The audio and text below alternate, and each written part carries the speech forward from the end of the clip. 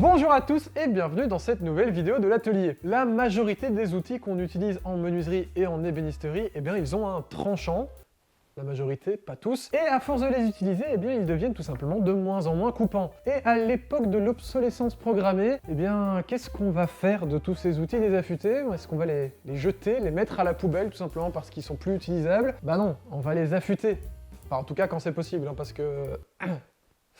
Parfois, il y a des outils, on fait tout pour éviter qu'on puisse les affûter. Mais la question qu'on va se poser aujourd'hui, c'est surtout depuis quand on affûte, pourquoi on affûte, comment on affûte. Enfin, en tout cas, on va se plonger dans l'histoire de l'affûtage ou de l'aiguisage. D'ailleurs, l'un ou l'autre, on va en reparler tout de suite après.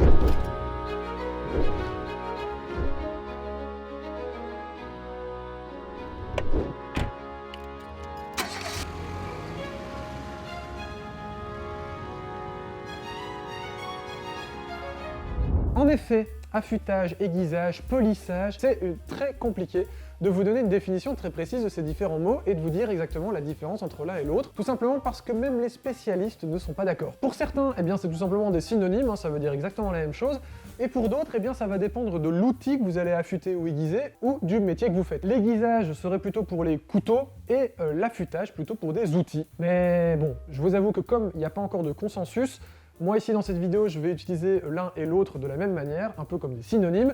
N'hésitez pas à me dire dans les commentaires ce que vous utilisez plutôt, affûtage, aiguisage, ou si vous utilisez les deux, ou si vous avez vraiment une différence entre les deux. En tout cas, quel que soit le mot que vous utilisez, eh bien il a bien fallu un jour qu'on invente l'affûtage. Eh bien, tout simplement depuis que l'homme utilise des métaux. Tout commence bien tout simplement avec l'âge du bronze, puisque en utilisant des outils en métal, il a fallu les affûter, puisque ils se désaffûtent au fur et à mesure. Et il va d'ailleurs falloir les affûter plus ou moins souvent, dépendant de la dureté et de la résistance du métal. Et il faut dire qu'au début, les premiers alliages, voire même pas alliages du tout, étaient pas terribles, et donc il fallait affûter extrêmement régulièrement. Nos ancêtres ont donc bien tout simplement cherché à trouver un matériau naturel, facile à trouver, qui est naturellement abrasif, et ils ont trouvé tout simplement le caillou, le fameux caillou. Pas n'importe quel caillou, mais ça, on va en reparler plus tard. On va en tout cas tout simplement en utiliser des différents, selon le type de pierre qu'on va trouver dans la région, et surtout aussi selon le type d'affûtage qu'on veut réaliser. Elles sont choisies selon leur abrasivité naturelle, plus ou moins abrasif selon le résultat qu'on souhaite. Au départ, on va utiliser les pierres qu'on trouve comme ça, soit même des pierres qu'on va laisser dans le sol et on va venir affûter directement sur la pierre, ou ramasser des galets, des pierres, etc. au sol, mais assez rapidement, on va professionnaliser la récolte de cailloux et on va tout simplement commencer à créer des carrières dans lesquelles on va récupérer de la pierre qui servira à affûter les outils. Si on en croit Pline l'Ancien, à l'époque d'ailleurs, les pierres les plus appréciées pour affûter étaient celles qui venaient des carrières crétoises, et il existait même une loi qui interdisait aux carrières de vendre des pierres aux ennemis, tout simplement parce que ces pierres n'étaient pas utilisées uniquement pour aiguiser des outils, mais surtout pour aiguiser des armes. Ça aurait été embêtant de vendre des pierres pour que l'ennemi aiguise ses armes pour pouvoir vous tuer plus facilement. Vaut mieux que l'ennemi se batte avec des armes pas trop aiguisées. Pendant de longues années, la pierre à aiguiser ne va pas connaître beaucoup d'améliorations, tout simplement parce que sa forme et son utilisation est très simple, donc il n'y a pas besoin de se casser trop la tête. Un petit caillou, la lame qu'il faut aiguiser, et on frotte dessus. Voilà.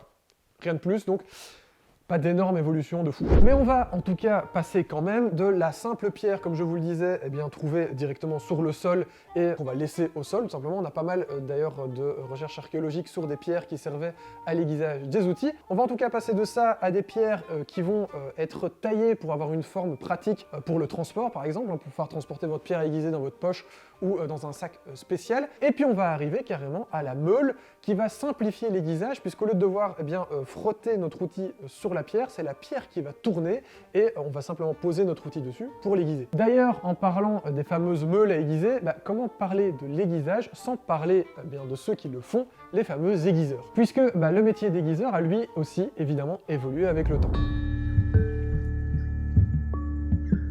Au tout début, chaque artisan va tout simplement aiguiser ses outils lui-même. Mais au Moyen-Âge apparaissent à Paris les premiers rémouleurs. Ils sont au départ 6 en 1262, mais en 1300, ils ne sont déjà plus que 2 dans la capitale. Néanmoins, au début du XXe siècle, le métier est encore énormément répandu dans les villages, en France et en Europe. Pendant l'entre-deux-guerres, on va encore retrouver pas mal de rémouleurs, mais rapidement après, le métier va tout simplement disparaître. La faute à quoi? Eh bien la faute tout simplement à l'invention de l'acier inoxydable qui est beaucoup plus dur et donc se désaffûte beaucoup moins souvent. Et puis surtout à cause de la mondialisation et du fait que ça devient beaucoup moins cher d'acheter une nouvelle lame plutôt que de la faire aiguiser par quelqu'un. Et donc très nombreux sont les gens qui vont préférer jeter leur lame qui ne coupe plus pour en racheter une nouvelle plutôt que de la faire aiguiser et continuer à utiliser la même lame. C'est malheureux. Sans parler évidemment des nouvelles lames d'outils qui sont tout simplement inéguisables. J'en ai pour exemple les nouvelles lames pour les raboteuses par exemple. Alors c'est des toutes petites plaquettes carrées, c'est très chouette parce que ça évite le bruit et ça simplifie le travail de la raboteuse et le travail du menuisier par exemple. L'inconvénient c'est que ces petites plaquettes, eh bien une fois qu'on a fait les 4 côtés, elles ne sont pas aiguisables, on les jette et on rachète des nouvelles. Alors top, arrête ton commentaire, je sais on peut aiguiser ces petites plaquettes, il y a plein de tutos sur YouTube pour se fabriquer des petits gabarits, pour aller frotter la petite plaquette, etc. Mais je demande aux professionnels qui nous regardent s'il y en a, qui d'entre vous a le temps d'aller affûter ces petits carrés? Toi, tu as le temps? Voilà, je pense que franchement, enfin je n'en connais pas, s'il y en a, dites-le dans les commentaires, hein, vous êtes les bienvenus, mais je pense que la plupart jettent ces petits carrés, donc non. Ces nouvelles lames, elles sont pas réaffûtables, elles sont jetables, tout simplement. D'ailleurs, je pense que c'est noté dans le nom, hein, c'est lames jetables. Ça a été la même chose d'ailleurs avec les rasoirs, hein, si on veut passer à autre chose. Rasoir, au départ, on a le coupe-chou, etc. qui peuvent être aiguisés. Maintenant, on est passé au rasoir jetable. La lame, elle n'est pas réaiguisable. Bon, c'est tout pareil. C'est la même merde, voilà.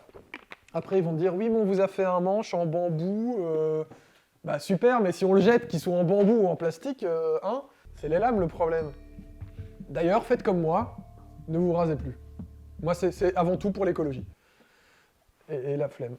Bon, alors évidemment, le métier de rémouleur, vous l'avez compris, il a pas mal disparu, mais comme beaucoup de métiers anciens, c'est un peu en train de revenir. On commence à voir refleurir un peu des nouveaux rémouleurs ou des nouveaux aiguiseurs ou des gens qui étaient toujours dans le métier. Hein, mais donc du coup, il y a quand même des rémouleurs qui réapparaissent. D'ailleurs, n'hésitez pas à nous dire dans les commentaires si dans votre région, vous avez un rémouleur ou un aiguiseur traditionnel, j'entends, parce qu'on va voir dans la suite de la vidéo maintenant, évidemment. Il y a toujours de l'aiguisage qui se fait, mais on est sur d'autres techniques, on n'a plus ce petit rémouleur. En tout cas, si vous en connaissez un, c'est l'occasion de lui faire un peu de pub dans les commentaires. Allez-y, n'hésitez pas à nous le dire. On en parlait en début de vidéo, on va aiguiser donc avec des pierres, mais avec quelles pierres exactement? Avec quoi est-ce qu'on aiguise? Toutes les pierres ne peuvent pas être utilisables, puisqu'il faut qu'elles soient suffisamment abrasives et suffisamment solides que pour pouvoir attaquer le métal et donc l'aiguiser. On peut simplifier en se disant qu'il en existe évidemment 2 grandes familles, et non, je vous arrête tout de suite, pas à huile ou à eau, ça on va en reparler un peu plus tard, mais tout simplement naturel ou synthétique. En termes de pierres naturelles, on a par exemple le grès, qu'on va retrouver dans les carrières de Lorraine ou dans les Pyrénées, le calcaire, l'émery, et oui, celui qu'on a sur le fameux papier émery, hein, c'est des petits morceaux de pierre qu'on va avoir sur le papier, mais on peut avoir la pierre en entier, la philite, la pierre d'Arkansas, mais aussi le schiste. Et d'ailleurs, en parlant de schiste, en Belgique, on a une forme bien particulière de cette pierre qu'on appelle le coticule.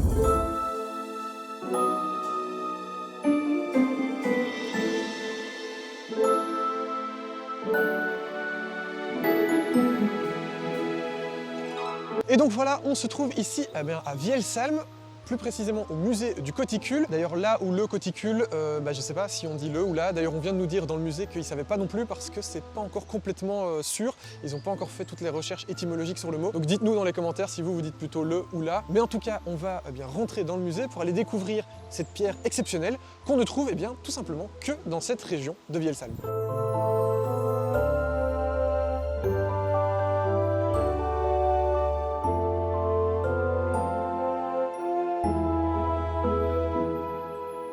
Vous êtes ici donc dans le musée du Coticule. La pierre de Coticule, en fait, c'est une pierre à affiler, une pierre belge qui est unique au monde et qu'on ne retrouve que dans un triangle de 30 km de côté.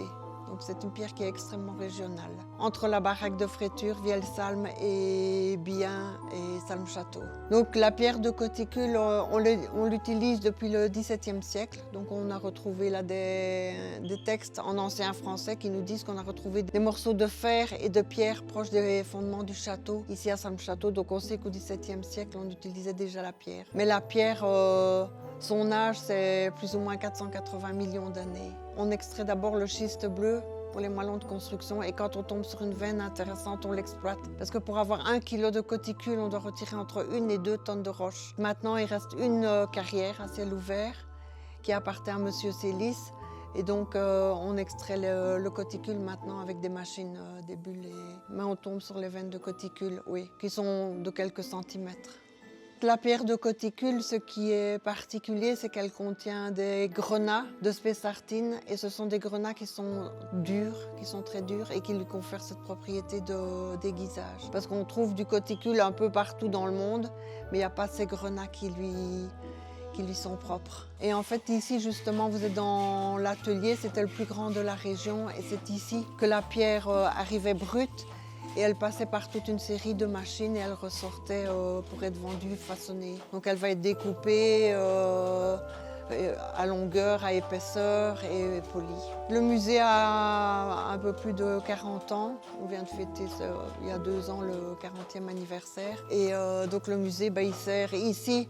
Le musée, en fait, les machines fonctionnent toujours, c'est déjà rare. Et puis on est là pour persister, continuer à faire connaître cette pierre de coticule qui est vraiment unique au monde. C'était au même niveau que les ardoisières qu'il y avait à Vielsalm. Ça fait vivre beaucoup de familles.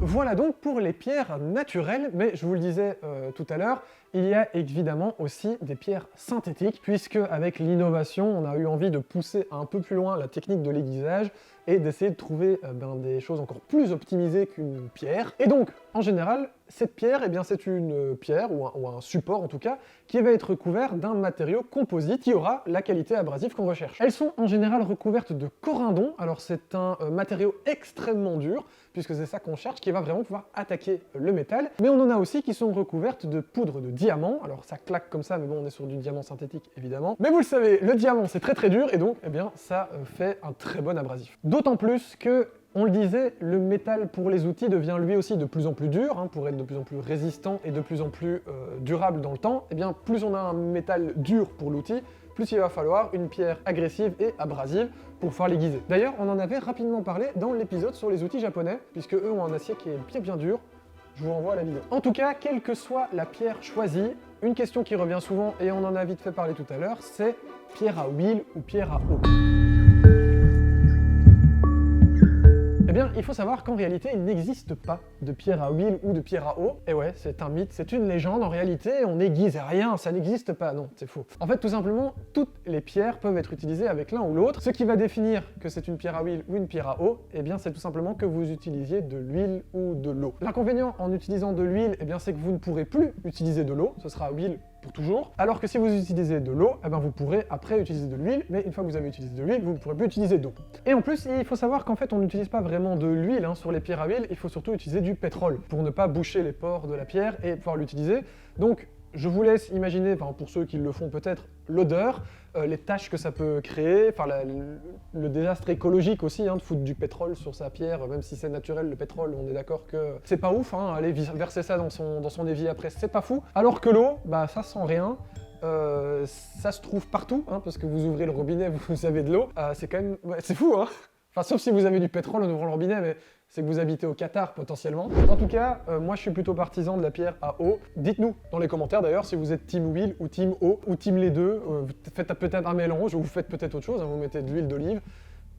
Pas conseillé, très peu conseillé. Bon, on a parlé de l'histoire de l'affûtage rapidement, mais aujourd'hui, où est-ce qu'on en est? Le rémouleur affûteur, le métier a quasiment disparu, même s'il commence à renaître un petit peu de ses cendres, mais on continue quand même toujours à affûter nos outils, nos ciseaux à bois, on les affûte simplement dans l'atelier. Je suppose que chez vous, vous avez une pierre à eau ou à huile, vous avez une pierre synthétique ou une pierre naturelle pour affûter vos outils. Vous avez même peut-être carrément une meule avec peut-être une tormec, puisque ça c'est #1 des meules pour affûter, ou une autre marque, n'hésitez pas à nous le dire aussi dans les commentaires. D'ailleurs, Tormek, on fera peut-être une vidéo historique dessus, on fera même certainement une vidéo historique, mais quand? C'est surtout ça la question. Mais en général, pour les lames de scie circulaire par exemple, les lames de scie à ruban, c'est vachement plus compliqué de faire l'affûtage soi-même. On va se tourner du coup vers des aiguiseurs. Alors vous l'avez compris, on est loin des aiguiseurs de l'époque, du Moyen-Âge, avec leurs petites meules qui tournent. On est loin des fameux rémouleurs à la petite planchette, oui, parce que c'est comme ça qu'on les appelait, puisqu'ils avaient une petite planche sur laquelle ils appuyaient leurs pieds pour faire tourner la meule. Du coup, à quoi ressemble un atelier d'aiguisage maintenant? Eh bien c'est ça que je vous invite à aller voir tout de suite, puisqu'on va se rendre dans un atelier d'aiguisage, et pas n'importe lequel, puisqu'ils ont lancé assez récemment une chaîne entièrement automatisée pour l'aiguisage de vos lames.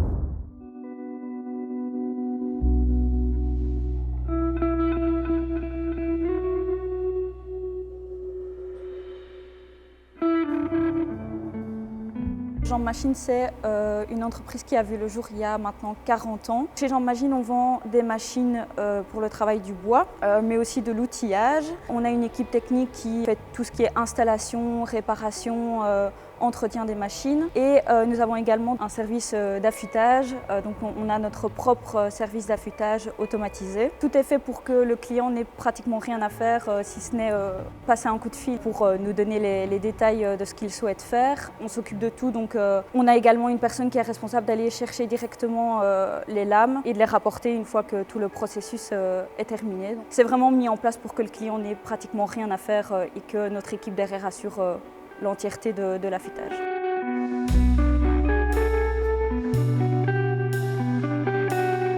Quand les lames sont ici, qu'on ait été les chercher ou qu'on nous les ait déposées, l'équipe technique qui s'occupe de l'affûtage va graver les lames avec le nom de l'entreprise sur la lame, ça évite qu'il y ait quoi que ce soit comme perte. Ensuite, en fonction du type de lame que ce soit un couteau, une scie circulaire, on les dispatche dans les différentes machines à notre disposition. Ici, j'ai placé le couteau sur la partie qui est aimantée ici, donc le couteau là il tient, donc il est prêt à être affûté. Puis là il faut mettre l'eau pour refroidir, puis il faut lancer la meule, puis là on peut le lancer. Donc là il va prendre des passes, là c'est automatique, puis là il faut laisser le travail se faire en gros.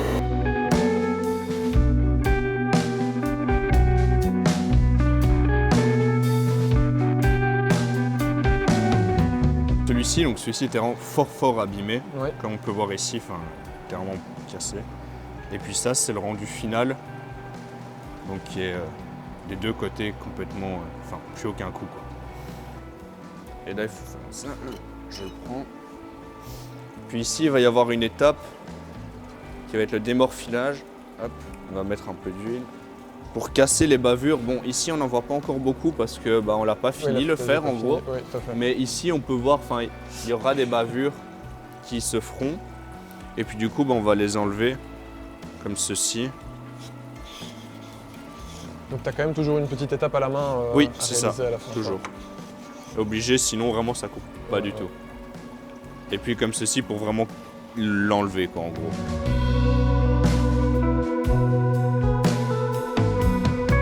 On est à la programmation PC, donc c'est vraiment l'ordinateur indépendant de la machine. Et en fait ici on va faire tout ce qui est programmation de la lame. Donc là on a vraiment toutes les sortes de lames. Quand on traite la lame, on a toutes les données correspondant à la lame et aux dents sur cette lame. Donc nous principalement on travaille sur la face et le dos, donc vraiment sur cette face-ci et là derrière, pour vraiment retravailler vraiment toute la dent. Et tout ce qui est programmation, ça va se faire là. Donc tout ce qui est vitesse de coupe, le pas, l'angle de la dent. Là on voit qu'il s'est bien mis, donc ça c'est ce qui représente la pile de chaque chariot. Et en fait on peut mettre jusque 50 lames.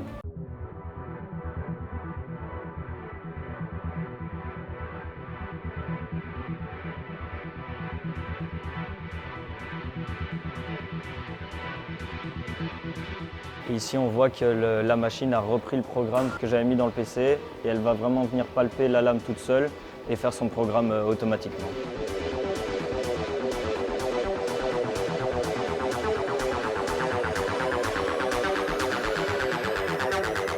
Là on voit qu'on est à la 55e dent et dans la lame il y en a 60. Donc ça c'est vraiment toutes les données de machine. Ça, c'est tous les déplacements, tout ce qui est moteur, meule et tout ça. Et ça, c'est vraiment les données de la lame.